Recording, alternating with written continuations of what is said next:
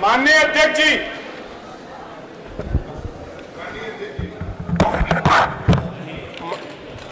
माननीय अध्यक्ष जी, अभी विधानसभा स्थगित करने के पहले ये बात यहां पर परिलक्षित हुई कि किसी माननीय सदस्य ने, माननीय संसदीय कार्य मंत्री जी प्लीज, फेसबुक लाइव यहां से किया है, जो कि बहुत गंभीर विषय है। मैंने 15 मिनट के लिए और इसलिए स्थगित किया था, मैं इस बात के लिए सुनिश्चित कर लूं कि किन माननीय सदस्यों के द्वारा यहां पर फेसबुक लाइव किया गया है। जांच में यह बात सामने आई है कि विधानसभा के माननीय सदस्य श्री अतुल प्रधान जी के द्वारा फेसबुक लाइव किया गया, जो विधानसभा के नियमों के विपरीत है।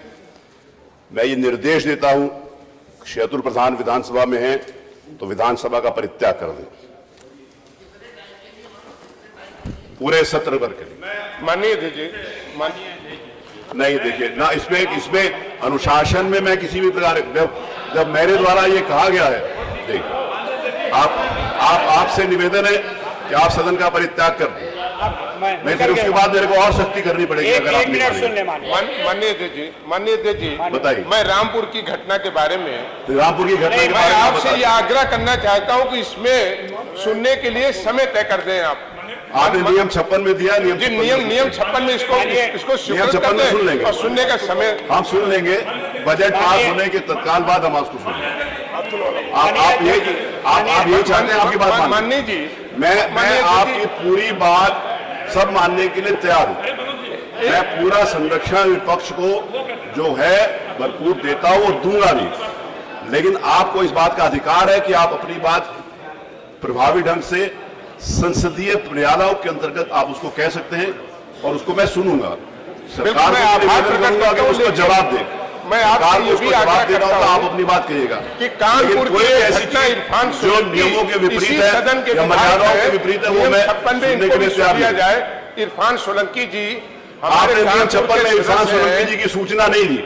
आप कितने संवेदनशील हैं, आपको तय करना पड़ेगा कि आपके द्वारा सूचना ही नहीं दी गई। आप कह रहे सुन ले, सुनेंगे तो उसको जिसकी सूचना होगी, जिसकी सूचना नहीं होगी उसको कैसे सुन लेंगे। माननीय अध्यक्ष जी, ये कृपा आप कर सकते हैं। नहीं, बिना सूचना के कैसे?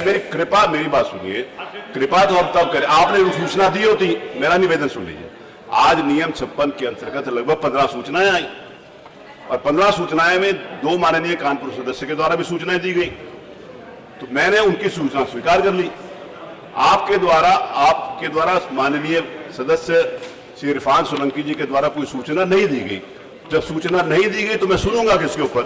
आप नियमों के अंतर्गत कल उसकी सूचना देंगे तो कल सुनूंगा।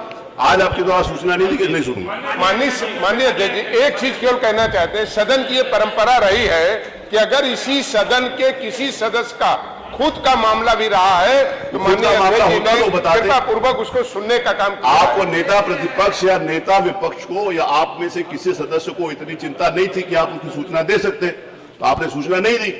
ये आपको विधानसभा के सत्र 11 बजे के बाद क्यों याद आया? आपको सुबह 10 बजे से पहले क्यों नहीं याद है? माननीय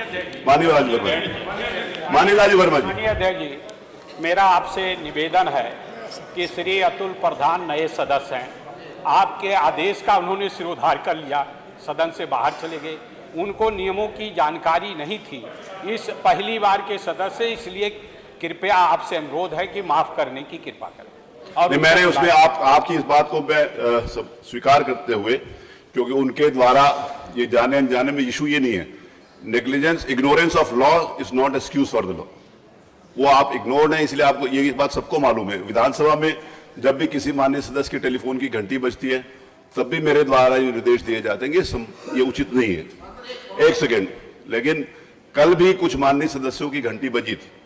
कल क्योंकि ऐसा विषय था, स्वदेशी मुलायम सिंह जी का संवेदनाएं चल रही थी, उसमें मैंने बोलना उचित नहीं समझा।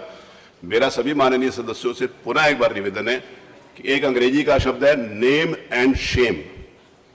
अगर मैंने किसी का नाम ले दिया तो आपको अच्छा नहीं रहेगा, इसलिए आप लोग उसको सारे माननीय सदस्य इस बात को ध्यान रखेंगे।